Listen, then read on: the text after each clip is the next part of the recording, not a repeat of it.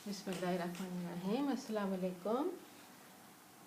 यहाँ डेंगू का एक देसी रेमेडी है जो कि आपकी डेंगू को बुखार को ख़त्म करने के डेंगू वायरस को ख़त्म करने में आपके लिए बहुत हेल्पफुल होगी।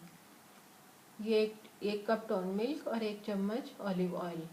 ये टोन मिल्क है जो ये आपने फ्रेश दूध लेना है, उसको नींबू डाल के तो उसको फाड़ लेना है, यानी कि उसको टोन मिल्क बना लेना है। वो 1 कप लें और उसके 1 घंटा बाद आपने ऑलिव ऑयल का 1 चम्मच लेना है। ये बहुत से लोगों का ख्याल है कि ये आपके जिस्म से डेंगू वायरस को बिल्कुल ख़त्म कर देता है। ये जो टोन मिल्क है ये आपके खून के अंदर जो प्लेटलेट्स हैं उनकी जो आउटर वॉल है उसको टोरिन कहते हैं, उसको रिपेयर करता है।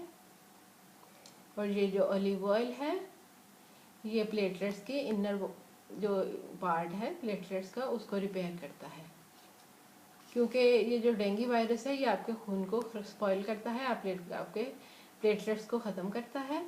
तो ये दोनों चीज़ें डेंगू वायरस को ख़त्म करने में बहुत हेल्पफुल साबित होती हैं। अल्लाह करे कि ये देसी रेमेडी सबके लिए हेल्पफुल हो। अस्सलाम वालेकुम।